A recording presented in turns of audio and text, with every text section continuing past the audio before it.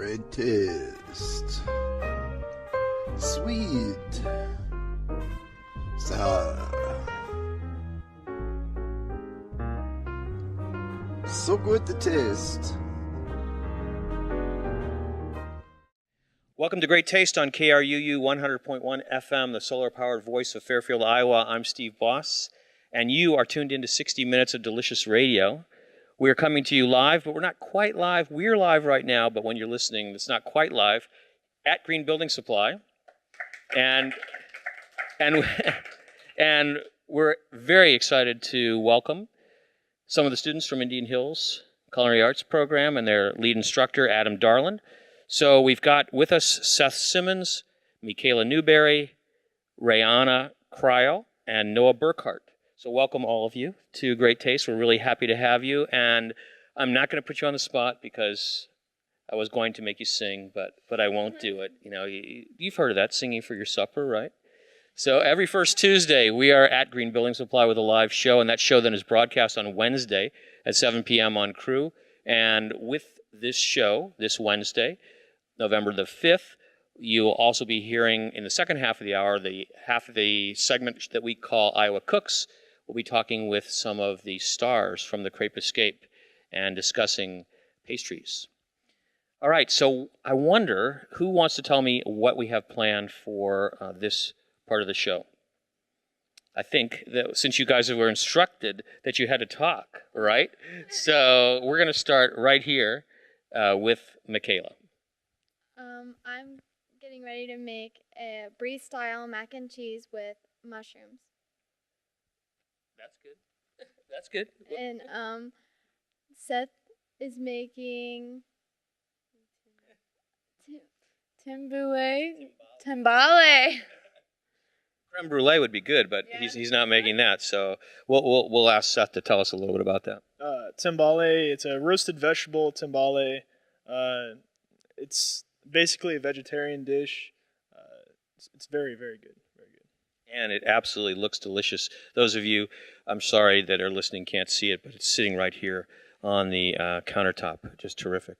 So, Adam, could you come over for just a second? Let's talk a little bit about the program. The program in Indian Hills was recognized recently, I think in June, it was recognized as one of the top culinary arts programs in the country. It was the 20 best culinary programs, right up there with the CIA in New York State, the Johnson and Wales, Rhode Island. So yeah, we're in the top 20. And have you noticed any changes since then? I mean, anybody with swelled heads or anything like that? Well, have you met Chef Gordon? Many, many times. No. Well, since I've came on, we've tried to. We're just trying to focus a little more on bringing more people that are really interested in changing, the landscape of food, especially in Southeast Iowa, and we seem to be getting a better crop of students. Little students that are really, really devoted to what we're doing. So, yeah, we've got a vision. I think it's really fascinating if people understood how the junior college system works. It's not really a place where you can decide who you want to enroll in your program, except if it's a law enforcement program, for example. But if anyone wants to enroll in the culinary arts program, they can. So it's really open enrollment, and that makes it a little bit more challenging, doesn't it? Absolutely. Well, the CIA, the Culinary Institute of America, you have to have chefs give you recommendations. There's a competency test. Community college isn't like that. It's a little more open, and sometimes kids show up and they just kind of find out it's not for them, and then they may go into another program, and that's okay. Yeah, because most people, I think, today, they have this misconception, just like a lot of people growing up think they could become Michael Jordan. And maybe some of them can be that great, but it's a very small percentage, and it takes a lot of work, a lot of dedication, and you have to have some innate ability. Here, when it comes to the culinary arts, it's kind of has some of the same things attached to it. It's the job that you have to, if you don't have a passion for it, you might as well just hang it up because you're never going to last. That's right.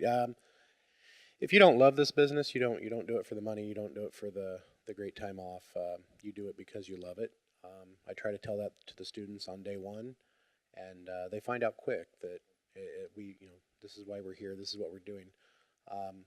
The program, the administration. We've got a new administration in. They're seeing where we want to go, and they're really supporting us, and it's great. And with me and Chef Gordon as a team, we're gonna knock them out of the park. I read an article just recently that was written by Mark Vetri, who is one of the top chefs in the country and in Philadelphia, has about 6 or 7 restaurants. And one of the things that he said in there, which I thought was really very interesting, was that he said, if you come in every day when I ask you to, and you leave every day when we're finished, and you do everything that I've asked you to do, you will fail in this business. Absolutely. The 80, I say 80% of success in this business is showing up, and then the 20% is the rest. And with the advancement of the American Culinary Federation, we're bringing in a certification test in March, so where we certify at our levels, and that's a real upswoop for the program. Bring some professional integrity in.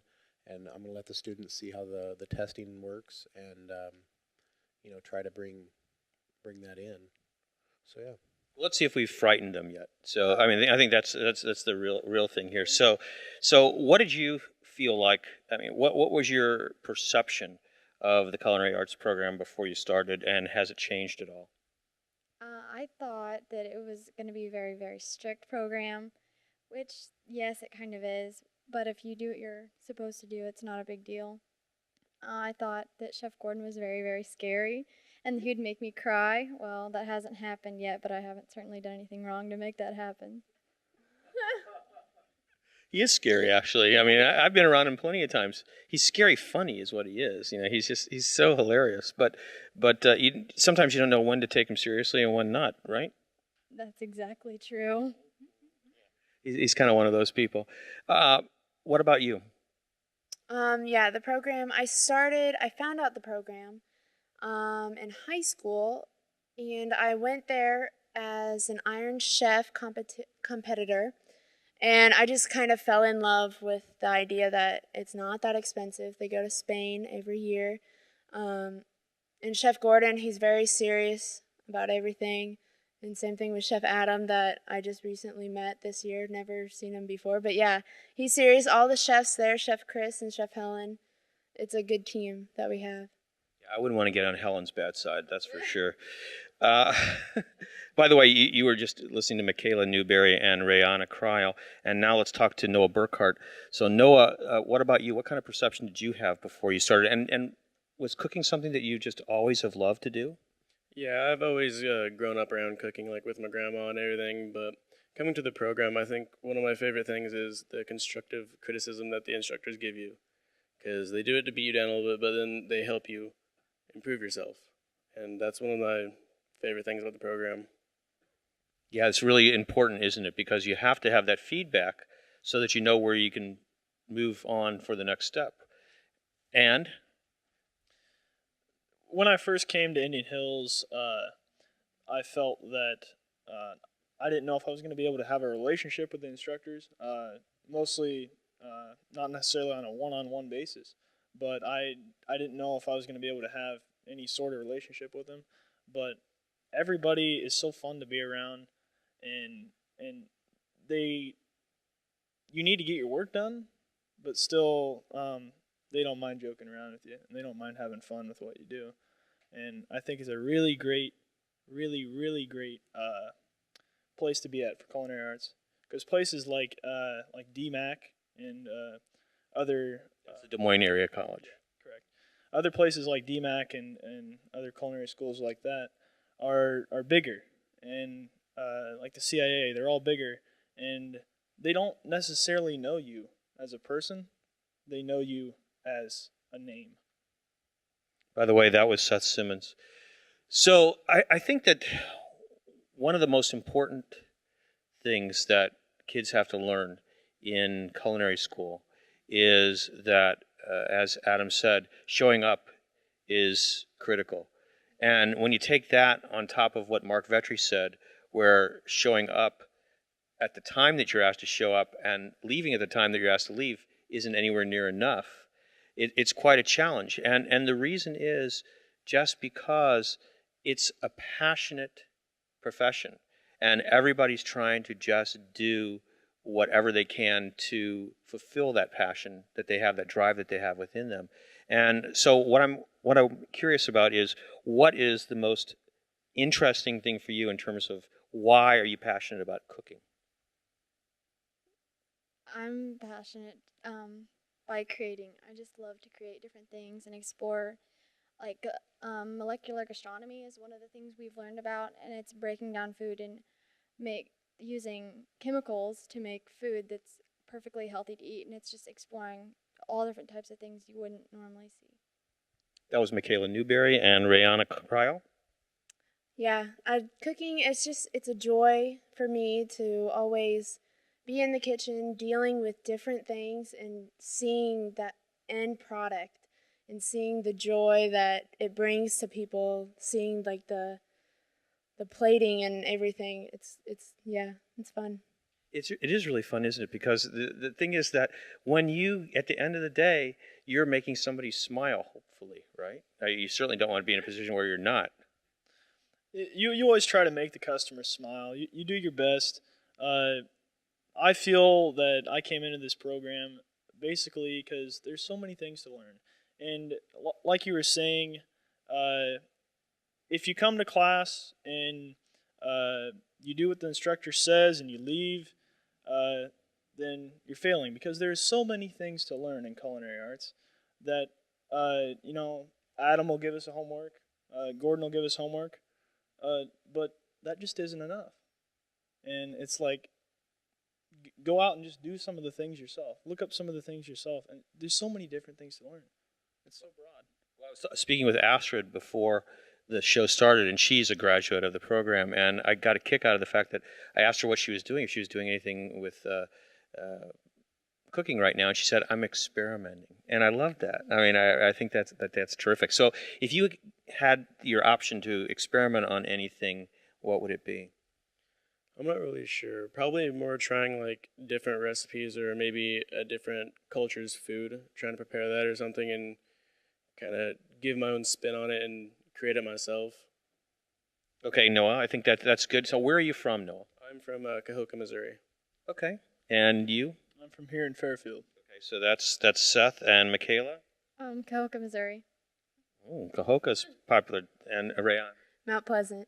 Mount Pleasant. All right. So who's been to a foreign country among the four of you? Anybody? Okay, so who's planning to go to Spain this summer? Anybody planning on going to Spain?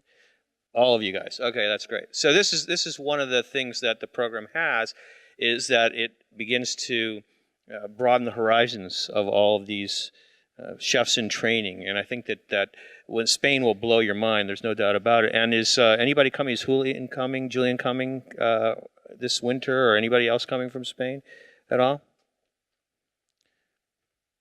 I think. Have you met Fatima? I have. She's been on the show. Yeah, she didn't speak English very well, though, because she didn't speak any English at all. Chef Gordon wants to have her come back, but she hates the Iowa Winners. So I think she's coming back maybe next year. So yeah. Okay, that's great. And they have a really great exchange program, in terms of the culture itself. So that's a terrific thing. You're listening to Great Taste on KRUU 100.1 FM, the solar-powered voice of Fairfield, Iowa. I'm Steve Boss. 60 minutes of delicious radio on KRUU. We're coming to you from Green Building Supply, who hosts this show the first Tuesday of every month. And we always have live chefs or chef with us and creating terrific food. Next month, December 2nd, Sabita Sahani, who owns, she owns Sabi's Cafe in the Golden Gate building. When you get my age, sometimes it just slips. You hope you can recover in time. Anyway, she's been here before on the show, and she is going to be back by popular demand. So we're looking forward to that. And feel free to just come in, and there's nothing. The cameras aren't on, so just come in and sit down. They are on. Okay, well, watch out because you just stepped in front of it. So luckily you did. That's not too bad. So. The brie style mac and cheese. You use the brie for a very specific purpose, and I'm curious about who's making that. You guys. Okay, so what's the purpose of the brie? It's just another kind of cheese. People are usually used to Velveeta, using it in macaroni and cheese, but instead of I hope no one here is used to Velveeta and macaroni and cheese, but I understand what you mean. but instead of using Velveeta, we're using brie as a base, and then also the Milton Creamery cheese. Right. So the brie is being used to create that creamy type of effect in the mac and cheese. So that's good. And we're going to use also fusilli, which is that's interesting, Adam. I was thinking about that. Could you come back for a second? Because we were talking about this, and we're using the fusilli because the cheese clings to it because of its shape, because it's kind of spiral and it has a little crevices and everything. But traditionally, at least in American mac and cheese, they usually use elbow macaroni. Yeah, absolutely. Everybody uses. They think of mac and cheese. They think of elbow macaroni. The fusilli, anything with a swirl to it, is actually going to make the cheese cling to it a little better. And that's, to me, that makes a better mac and cheese, because when you get that pasta in your mouth, I mean, you want the cheese too. So there's so many different ways to make mac and cheese now. And different consistencies. A lot of people are used to that consistency that's very solid, and then other people make their mac and cheese that has like a bechamel type base and is more creamy. Do you have any that you prefer? Well, tonight is it's a bechamel, and they'll add the brie in to thicken it. And then, I prefer a bechamel. I don't like hard mac and cheese. So now let's think about these students that are with us. So you're not that long out of culinary school, right? I'm not. I graduated in '09, and I moved up to Grinnell, and I worked at Grinnell College. I started as a presentation cook. By the time I left, I was the executive sous chef of the catering department, and 4.5 years was like 8 years. I learned a lot, tons. Special diets, vegetarian, vegan menus, gluten-free, dairy-free, all those. I learned them all. And in fact, the timbale tonight is one of my creations from when I was in the catering, which is actually, it's a roasted vegetable timbale with a cauliflower puree with a little chipotle in it, just to kind of bring it up a little bit. And then we're doing tempura battered onion strings on the top for just a little crunch factor. So it's got kind of everything in there.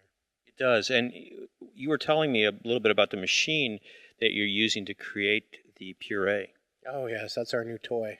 I actually put it away because I'm always afraid I'm going to knock it off the counter or something. It's called a Thermomix, and it's essentially a blender, but it also you can use it to chill sauces. It's got a chilling unit on it if you want to do a coulis for a dessert, and it's also got you can actually cook a sauce, like if you want to make it for an entree or something. So it's like the restaurant version of a Vitamix in a sense, except it's not. It costs like 4 times as much as a Vitamix, or 5 times as much as a Vitamix. Yeah, it does, and I love Vitamixes. They sound like boat motors, but the Vitamix or the Thermomix it's smooth and quiet, and it's a beautiful machine. So I'm curious as to what your expectations are when you get these students in your class. I try to be realistic. Kids, I never thought there was a generational difference, but there is between mine and theirs. And the kids, I would say a majority of them just come and they want to learn. And but there is I always tell them they must go to work. You only go to school 4 days a week. Go find a job. Go work in the business. Culinary school will only teach you so much. It's the business that will teach you. Working on a line on a Friday and Saturday night, and pumping out plates, and that's what happens. That's where the education is. I don't know if there's any advice better than that you could give your students, because I remember specifically I was talking to a couple of guys who were sous chefs at a restaurant in Oakland, and they were talking about one of them went to culinary school, the other one didn't go to culinary school, and he had just a tremendous amount of experience in kitchens. And that was viewed by the chefs when they were looking at it. They were saying, "Oh, this guy went to culinary school. This guy's been working in the kitchen." they were all over the guy who was working in the kitchen. You know, obviously they wanted to see what they could do, and so you've got to have that balance, right? Oh, absolutely. Some of the best chefs I've ever worked with, none of them went to culinary school, and then on the same token, some of the worst chefs I've ever worked with went to culinary school. So it's an individual thing. It's where you want to take it. You cannot graduate culinary school and expect to go work as an executive chef somewhere. You have to go get your chops just like everybody else. So the only difference is you might be familiar with the terminology where the guy off the street wouldn't. So sometimes it's trying to bring the students' expectations and our expectations together. Is okay. This is what you can learn, and this is what we can teach you in the little amount of time we have. So, Have any of you had any experience in kitchens yet? Yes, I worked at a restaurant before I started college. And what was your experience like? It was pretty horrible. Oh, please go on and explain. We have to pass a surf safe test after our first term, and every one of those rules were out the door. I don't think they even opened the book before they started the restaurant. Okay, so what I just want to clarify what you're saying is that before they ever use a tool in the kitchen at Indian Hills, the first thing they have to do is take a course in sanitation and learn all the rules that are involved in the commercial preparation of food. And if I'm not mistaken, what you just said is where you worked, they've never opened that book before. Not at once. That's so inspiring. I've catered many events before. I've been a waitress. Yeah, I've worked before. I'm glad you brought that up because I think that is something that we didn't talk about, Adam, but I think it's really important for all the kids too to have experience in different areas of the culinary arts. In other words, not just in the back of the house, but in the front of the house too, so they can understand all the different aspects of what's required to work in the culinary field. Yes, the front of the house, it's critical and you want to get a feel of the front of the house and being in the back of the house, so because the communication there, it's vital to the success of a dinner. If they're working against each other, it's going to show. Yeah. So we're all consumers here, all right? So what is it that you think is one of the most important things that you can do as someone who's training to become a chef to make consumers feel like your place where you cook is where they should feel like they want to come there? You should basically treat them like family. That's basically the way you should look at it. Just treat them like family. Anything that you would do for a well-loved family member, do it to them. So Olive Garden is where everybody should go then. Yeah, sure. You could say that. I didn't say that. I shouldn't have said that. Pretty much just make their stay at your place, however short or long it may be, the best that they've ever had. And just pretty much make them feel welcome. Okay. Read the book on sanitation. Yeah, that's a pretty good one. Also, I agree with Seth that make your employees like your family. You're around them enough that they'll pretty much be considered family, so treat them like family, and it'll end up a lot better. Instead of having the angry feud family, it'll be the great happy Brady Bunch. This term we had to read a book called Lessons in Service with Charlie Trotter, and Charlie Trotter is a wonderful chef, or was a wonderful chef, that every culinarian should know. If they don't know now, they should research him and know him. His restaurants, if a customer wanted to come in and eat at 3 o'clock in the morning, he'd tell them, show up and I'll be there making you food for however long you want to stay. And I think that's a huge lesson for chefs, is just always make sure that the customer is happy no matter how much it pains you. So I'll paraphrase something that Charlie Trotter said once. He said that eating is a sensual experience that more people have that sensual experience on a daily basis than most other intense sensual experiences. And so when you go to a restaurant, the aim of the chef should be to make sure that you have the most amazing sensual experience that you could possibly ever have.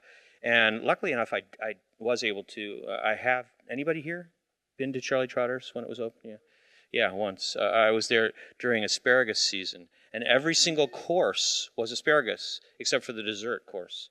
So there were like 7 courses of asparagus things, and then the dessert course, which happened to be Chocolate Universe. I recall it very well because it was sponge sugar with all the planets and everything, that arrived at the table. That was quite extraordinary. One thing I will recommend to you guys, because I think it's a great book. It's very short. Letters to a Young Chef by Daniel Boulud, who's one of the most outstanding French chefs in the country. And in that, he basically gives his lessons, I guess you would say, to advice, passing it on to young chefs, and can't hurt to actually be listen to somebody like that.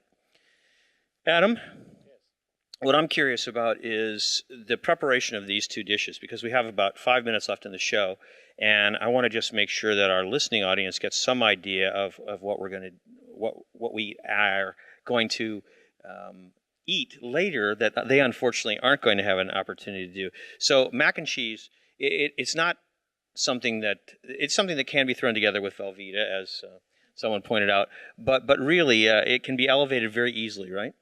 Oh, absolutely. Anything can be brought up to the next level. It's just a matter of thinking. I would like to mention that the team that we have, the instructors, anybody that knows Helen Peralta, Helen is very passionate, and it really shows in her food. I mean, the elements, from the flavor profiles to the textures of her food, and she just brings a wonderful, attitude. Because she's got a lot of attitude.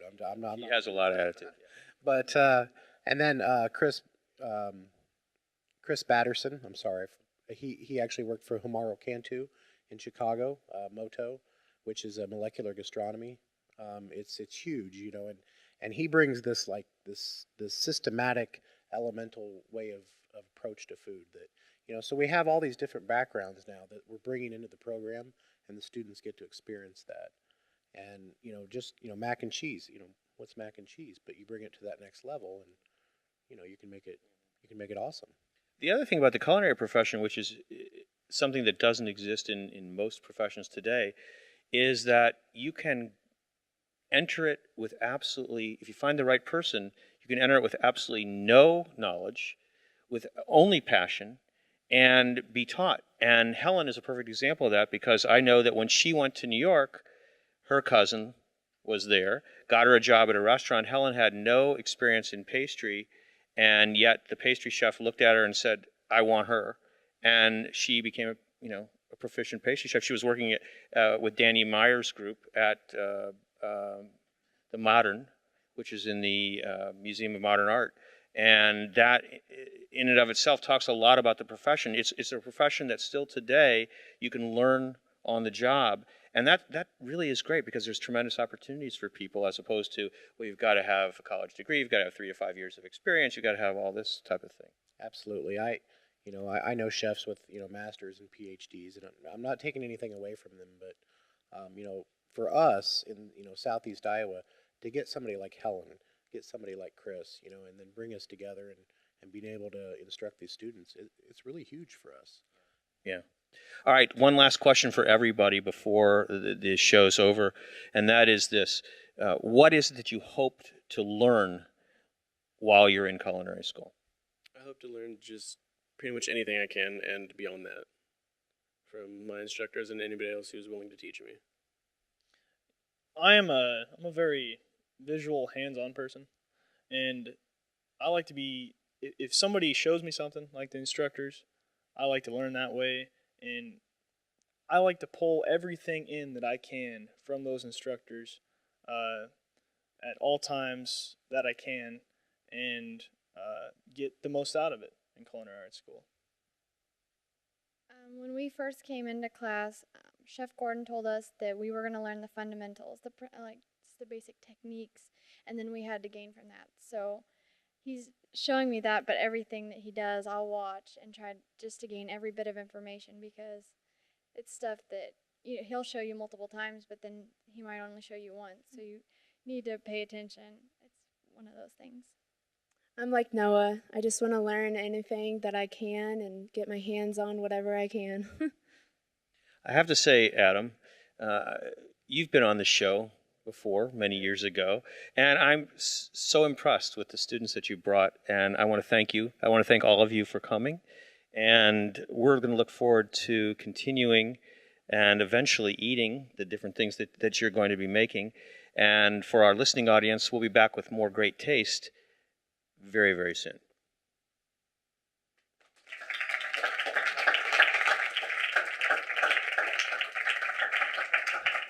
Okay, so let's get to work. Who's going to show us what's happening here, right? Are we still recording, by the way? Oh, so I should continue talking. Good. Okay. So who's up first? We are. Okay. All right. So show us what you're doing. Okay. I'm going to stick this mic in your way. Okay. First, I'm gonna get some butter. So we're doing mac and cheese. Yeah, this is going to be the mushroom part of the mac and cheese. It's gonna add the other layer, the layer. So you're using mushrooms just to add a nice flavor layer to it. Just to bring some more, just to bring another texture. It adds texture and flavor also. So you're gonna warm that. Regular.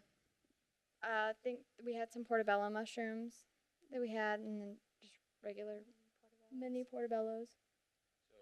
If you're lucky to have wild mushrooms, that would be great. But otherwise, you're just going to have to settle for the portobellos. But if you're anywhere near a hole in the wall, he's got wild mushrooms on the menu right now, and I can tell you it's really good. It's a wild mushroom bun, which is like a Chinese bun because it's steamed. And he has wild mushrooms in it, and along with that, there's all kinds of... What's the name of that mold that's on corn?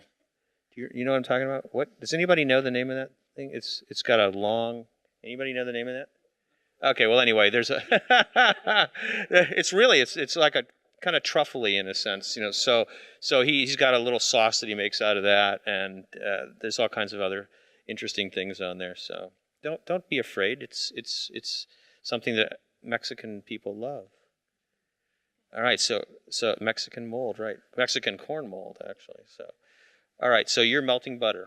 That's not too much. There's not too much going on there. So now what are we going to do after that? Well, I am going to start making the roux, and that is also melting butter. Is the first step. You just want enough butter to make the sauce, make the roux.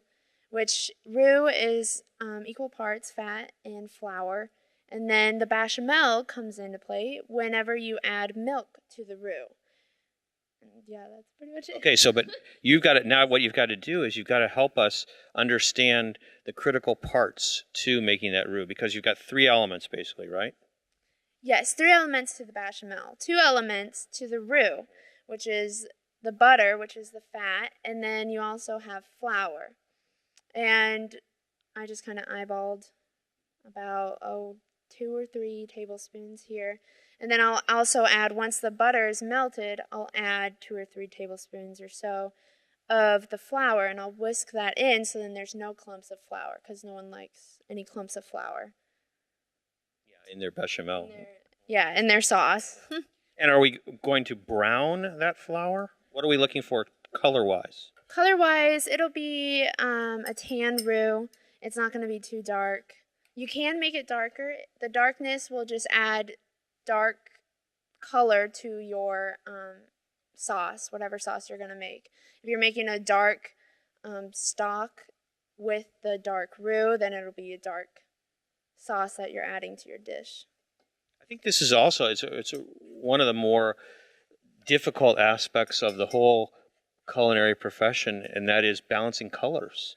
Because I know as a home cook, sometimes I just make stuff that looks brown, and it tastes great, but it sure doesn't look good. And since you eat with your eyes first, it's kind of like, as a home cook, you can get away with it. But in a professional situation, that's not possible. No, absolutely. If I had been thinking about it, I would have done like a roasted red pepper sauce for the timbale, because if you're paying $15 or $20 or whatever, you want a little something extra. And what I like about the timbale, for instance, is it kind of brings a sense of elegance. I think vegetarians kind of get a bad rap for sometimes they just get a salad or whatever is available, and I think it's becoming more progressive slowly. But and then in fact, I served this dish to a vegetarian at a dinner we had a few weeks ago, and she was blown away. She's like, "Oh, this is so awesome." So it's just about taking elements that we use every day and then just coming back to a different approach. Yeah, being a little bit more creative. She was trying to get that. You were. I was like, that was really good. Joel, if you want to say something, come on up. Because then it's all right. I don't know if we're going to see you all the way over here. So let's all right. I just wanted to ask a question about in making of the bechamel. Do they ever use ghee or if they use Clarified butter. Clarified butter? Do you ever use clarified butter? Hold on. Yeah, we use clarified butter, especially when we make sauces for the studio. We kind of have a diner type operation that the students run, and they use ghee a lot. So Can't touch it. Do you use salted butter or unsalted butter? we always use unsalted butter. That way we can control the amount of salt that we add to the plate or not. Yeah, always better to cook with unsalted butter. There might be a few occasions where it might be, I don't know what they are, but for some reason I have noticed a few occasions where people call for salted butter. But for the most part, you want to be able to control exactly how much salt you've got in a particular recipe. Okay, so the technique here, somebody wants to do this at home. For the roux, you just keep on whisking the butter and the flour until it gets to a paste consistency. And then after that, if you want a dark roux, then you just keep it on the burner with no milk and you just keep on whisking it back and forth. But since we kind of want a light roux, we're going to start adding the milk. Oh, the cream first. Don't worry that Adam's just looking over your shoulder. Not a problem. That is the milk. Yes, that's the milk. And what are the proportions? Oh, I love that you're putting more. I love that you just threw all that butter in there. I mean, it's like you can't throw enough butter in anything to frighten me. That's for sure. So, all right. So, how much milk are we putting in? Oh, until you want the right consistency, really. What kind of consistency are we looking for? A creamy consistency. Better put some more milk in there. Yeah. You want to start out small, and then you can add more because you don't want your sauce to be too chunky. Otherwise, it just doesn't taste right. So you're incorporating it a little bit at a time. A little bit at a time, yeah, and whisking it in. And bechamel is great for all kinds of different uses, right? Yes, all kinds. I don't know any. Don't worry, Adam's right behind you. He can tell us about that. Bechamel is great for potato soup, which is one of my favorites. My daughter loves it. We do bechamel for sauces, for heavy sauces, for entree items. It's one of the 5 mother sauces in French foundational cooking, so we love it. It's just something you get used to, and now your mushrooms are rocking and rolling here. Oh yeah. The butter melted down, and I added about a quart of mushrooms, and I let them brown. I kept adding butter so they didn't burn; they just browned. After they had got a pretty good color, like medium brown color, I added about a half a cup of Chardonnay to give it flavor, and it just adds to the mushrooms. You just keep adding to stuff, and it makes it 10 times better. So basically, one of the principles that you're talking about here is flavor layers. The more different layers of flavor that you can put into things, then the more the taste is going to shine when you put it on the plate. And since we're making vegetarian dishes, it's even more, I don't know about more, but it's critical to build those flavor bases because you don't have as much strong, you don't have a big piece of meat that's got all the fat in it that's going to, contribute to that flavor base. And the one thing I've learned about vegetarian dishes, there's so many great grains out there, everything from, tricolor quinoa to farro to, amaranth, anything you can, beans, there's all kinds of beans you can use to add a protein element to it, and, they just don't get that, and it's too bad. So I'm not vegetarian, but I love vegetarian dishes. Well, I think, one of the things that Jean-Georges Vongerichten told me once, he said that it's more of a challenge, and so it's more fun for a chef, really, to cook vegetarian cuisine, because it's not exactly true, but anybody can throw a piece of meat on a grill. They may not be able to cook it right, but they can throw it on a grill, but to actually have to, use your creativity to come up with, like the timbale, for example, is something that is a challenge. It is a challenge, and but it's not a tough one. It's, at least for me, it's fun, but it's kind of what I do. So the timbale, really that was just an item that I just did completely on the fly one night because I had a last minute vegetarian, and that's what happened, and she loved it. So. Yeah, and you know what? I think that what you said is true. Things have come a long way, because it used to be, and you alluded to this, that if you went into a restaurant and you were a vegetarian, basically you got a steamed vegetable plate. I mean, that was it. And you were done. That was it. Don't ask for anything else. And now, at least, there are more options for people who are vegetarians in most places, especially places that really think seriously about food.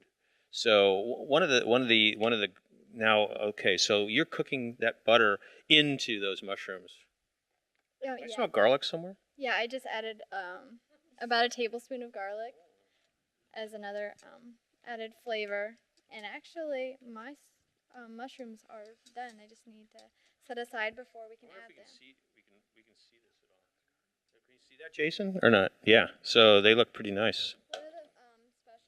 One of the most important things is to add garlic last. Garlic will burn very easily, so it's one of the main things you want to add at the very end. It's not something you just want to add at the beginning.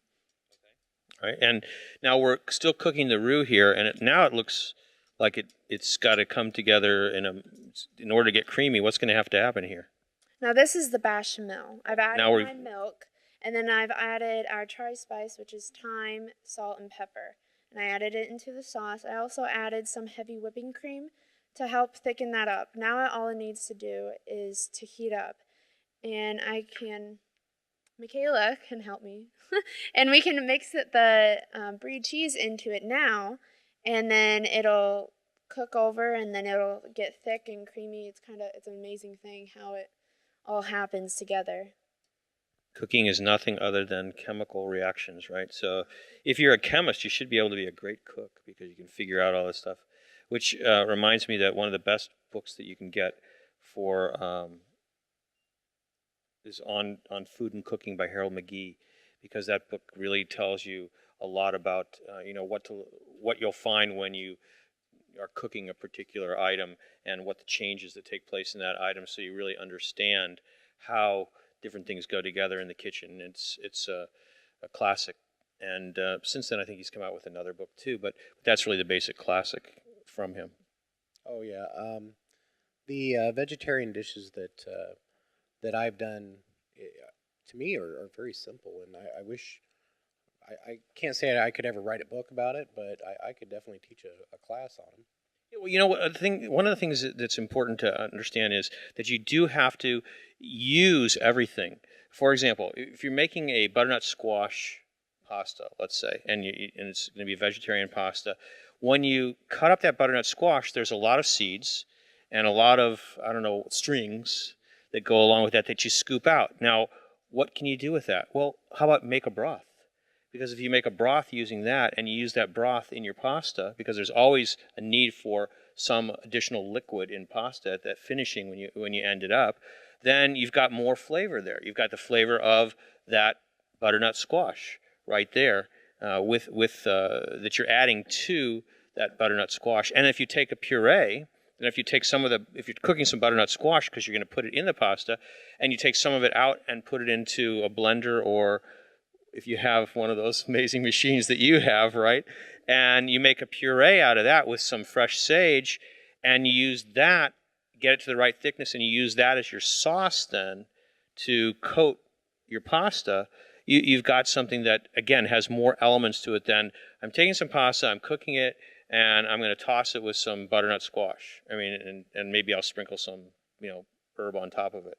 So it's learning, what goes with different foods, And knowing that, for example, with butternut squash, you can't get any better than, for example, leeks or red onions or sage, fresh sage. And if you learn those different flavor components, then you can put together anything. So it's not just, and I think then in addition to that, then you can add what some of these kids have said already, which is just wanting to experiment in the kitchen. Really just getting in there and just going, well, let me try this, let me see that. You know, it's like somebody mentioned to me last week who is a really great eater, but she's never spent any time cooking in the kitchen.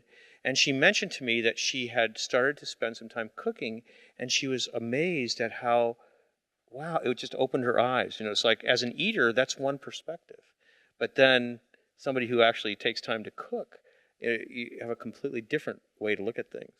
Well, and that's what I'm trying to get my students to learn, you know, as they get out there, you know, outside of, you know, the Southeast Iowa area, you know, they're going to find that if somebody's spending, you know, $30 a plate and they say, well, I'm vegetarian, then you have to be able to present them with a dish that's going to be comparable to that guy that's, you know, getting the beef tenderloin or the prime rib or whatever it is. So, you know, because, you know, nobody should be ignored ever in our business or overlooked. So, you know, the plate of steamed broccoli isn't going to cut it while everybody else is getting, you know, the prime rib. So, gentlemen, would you like to come? I know that these guys are still working, but I think that, you know, in order to make sure that you get part of your timbale element in here, maybe you could talk a little bit about what went into making this timbale, because you have different elements here. You have vegetables, obviously, you've got your onion, you've got this puree, and so we have to find out how it all came together. Okay. It's very, very simple. You take any kind of vegetables that you like. We have sweet potatoes, we have yellow squash and zucchini, and we also have a mushroom on the bottom. And you roast them off, and you just put a little bit of salt and pepper, or maybe a tri-spice with salt, pepper, and thyme, and you roast them off in the oven until maybe about 10 minutes, and then until they're about done. And when you roast them, you're using a high temperature? You don't have to use that high of a temperature. You can use 350, 400 degrees. You roast them off, and you pull them out of the oven. They're cut about a fourth of an inch thick using mandolin. So it's really, really fast and really, really simple, because all you got to do is cut them up really quickly. So, yeah, the mandolin for you. That is not, you don't need, that's a real hunker of a mandolin. You can get a small one for your home kitchen.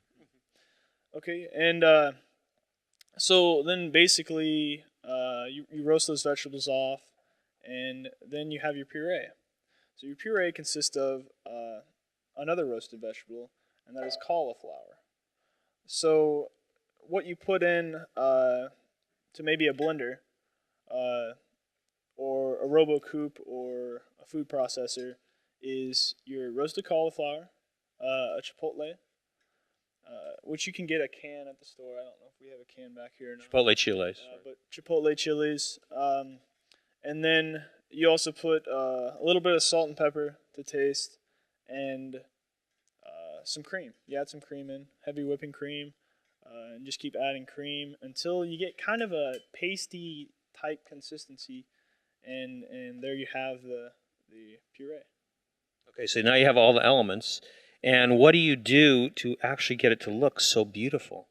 We actually have a circular form we put it into, and you create the layers by what we did. We put yellow squash on the bottom, then the mushroom on top, and then we did a layer of the puree, and we just did 3 more layers with zucchini, yellow squash, and sweet potatoes.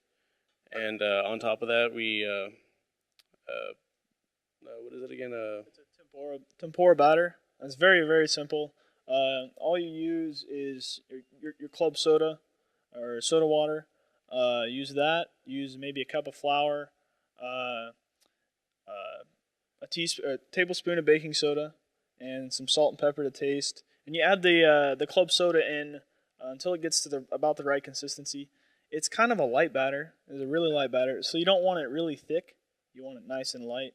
And that's what we fried our our julienne onions in. So you're dipping the onions into the batter first, and If you're gonna make onion rings or make anything of that sort. okay, and then you fry them. And what comes out at the end is this absolutely beautiful dish. Really, really spectacular. I'm sure it'll be more fun even to eat. So we'll have to do that. And these little rings, pardon me, that's exactly. You could use a tin can, right? If you cut the two ends off the tin can, huh? If it'll stand up in the oven, yeah. So that's good. A small tin can. Terrific. Anything else you want to tell us about that? Basically, all you do is you put it in the mold and you layer it up and you put it in the oven for about maybe 10 or 15 minutes, probably 15 minutes, and it'll come out. And you don't put Temperature? Maybe about 350, and you don't put the onions on until last. So they're not going in the oven. They don't need to go in the oven, no. Just a little extra crispy part of the dish. And do you have to worry at all about lifting the mold off that?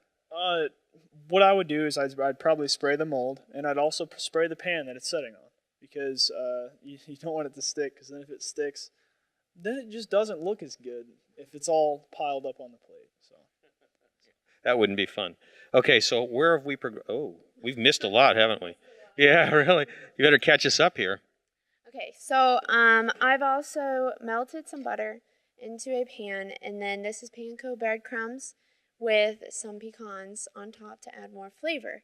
And so panko breadcrumbs, not just breadcrumbs, but panko breadcrumbs. Panko breadcrumbs is a Japanese breadcrumb, and it's really crispy. It's nice. It has a nice crunch, nicer than what bread would bring out.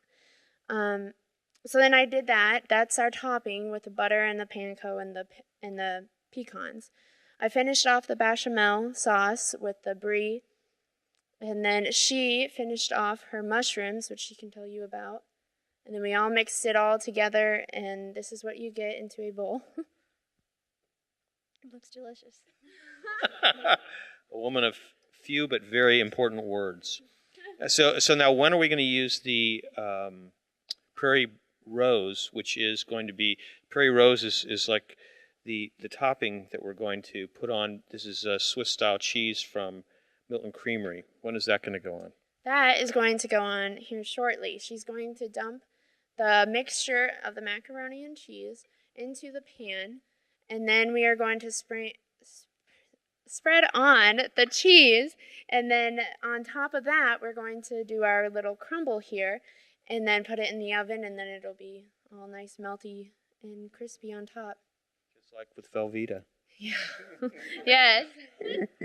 So is it going to be the breadcrumbs go on first, or the cheese goes on first? Which way is it happening? The cheese is going to go on first, and then the breadcrumbs. So then the breadcrumbs will add a nice golden brown, crispy texture on top, and then you'll break into the gooey layers of cheese that there is.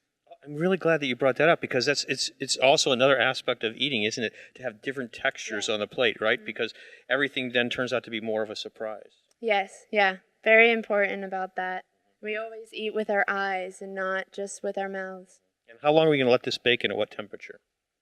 350 and for like 15 minutes until it's golden brown. Do you need to turn the broiler on at all? You could. Yeah. You could if you would like to, yeah. Okay. That sounds terrific. All right. Anything else that anybody wants to add here? Here pretty soon I can show you guys how to actually set up the timbale. Yeah. Please do. Okay. Feel free. Go right ahead. Sounds good. We'll be watching. We'll be watching for that. While he gets ready, let's talk a little bit with you, Adam, about the actual structure of the program. Can you just tell our listeners a little bit about, how long does the program last, and how long does it run in terms of, is it all year round or what? You can. It's a 21-month program for your associates in applied science, or you can go to the, just the bakery side and get what they call the baker's diploma, or you could just go to the culinary side and just get what they call the chef's diploma. course, I always encourage the more well-rounded. You need to know baking techniques just as much as you need to know, cooking techniques. So, I think right now, there's about 43 students in the program. Of course, we'd always like more, but sometimes it's all you can handle some days. And is it on a semester basis or quarterly basis? How does it work? It's a 7 terms. Is it 7 terms a year? 4 terms a year. I don't know. So there's fall, there's winter, there's spring, and there's summer. There you go. So it's 4 terms, and it's a 7-term program. Okay. Do you know? I think that. Oh, you ready? All right. Okay. So you've got all these little roasted vegetables. Up there. They look really pretty. Is it got your tri spice seasoning on there? Is that what's on there, or what's the seasoning? It could be just salt and pepper or tri-spice, whatever it works well for you. Tri-spice, like I say, is salt, pepper, and thyme. It just makes everything more flavorful. It's all about the flavors, right? That's what I think. And this is the puree in its finished form. Correct. Mm-hmm. Okay. So let's just see how you're going to craft this baby.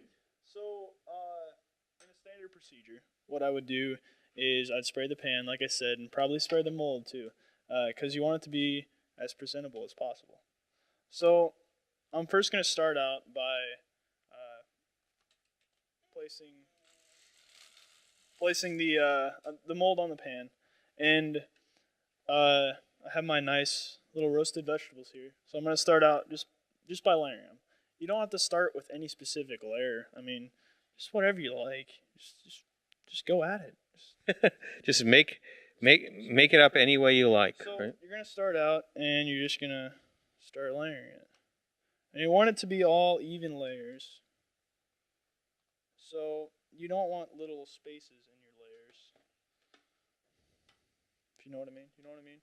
Okay, so you're actually are you pushing the vegetables down then? You want the vegetables all the way down to the bottom. And you want them nice and flat. So this would really be fun to make at home. I'm pretty excited about this. This would be really fun with the kids. I don't know if they're much for vegetables, but it's a fun project, so to speak. So I think I'm going to tell my daughter about this because our granddaughter would love to do this with her mother. I can definitely see that. It's also something great to do if you have your own garden. You bring all the vegetables in, cut them up, roast them. You do everything from start to finish. That's just fantastic. So the puree is going to go in the bottom third, or after the. Yeah, just about the bottom third or so. And this was a little thick on the puree. Did you hear that, Adam? So you could do about half of that, and that would be great too. Yeah, you need a spatula. That's fine. So I'm really sorry that everybody who's watching this or isn't going to get to taste this, but everybody here, as I say before, if you want to, you can go. And then you don't have to. We'll be glad to eat your portion. But if you want to stay, feel free to, and we'll definitely get there in just a few minutes. But you've been watching. I think, are they watching this, Jason? Because I have no idea what's going on here. So we're having fun. It's fun. Well, this is the first time we've done it, right? So I mean, you got to just play it by ear. We don't have all kinds of assistants like Julia Child might have had, who giving her all kinds of signals as to what's going on. So you've been watching this on live stream. We are generally a radio program, Great Taste, on KRUU 100.1 FM, the solar-powered voice of Fairfield, Iowa.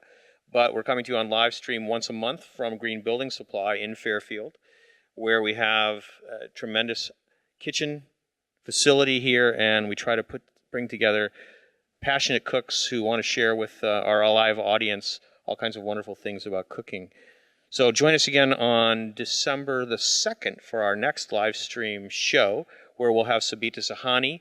Sabita is a business professor at the university here, MUM, and in her spare time, which is from 12 to 1:30 Monday through Friday, she actually cooks lunch for people, and they can buy that lunch at the Golden Gate building in Sabi's Cafe. So she'll be here because she's be back by popular demand, since people went crazy for her pakoras a couple of months ago when she was on the show. If you don't know what pakoras are, they're a fried vegetable food, and anything that's fried, people usually go crazy for, right? So, like the onions on top of this. Adds an extra little crunch to it. It's good for you. So all you have to do is just fill it up, right? Yeah. That's basically, you want to leave a little space at the top. You don't need to leave much, but just a little space at the top. and then that's going to go in the oven again at 350 for like 10 to 15 minutes. And I think this is something that you could easily serve at a party, couldn't you? Because you're just, as long as you have enough molds and you can build this. Too bad that most of us aren't going to be able to find those molds at a closeout price like you did, which was terrific. But I guess if we buy enough canned food, we can make our own really cheap. Would you like to hand me those other 3 molds? All right. Anybody have any questions before we end our first live stream presentation of Great Taste? We want to thank the Indian Hills Culinary Arts students and their lead instructor, Adam Darland, for coming and being with us. It's been a pleasure having you all here, and thank you all for coming to Green Building Supply, where we appreciate them hosting this event, and we also really appreciate everybody who's a co-sponsor of the event. I'm Steve Boss, and we hope you've enjoyed this presentation.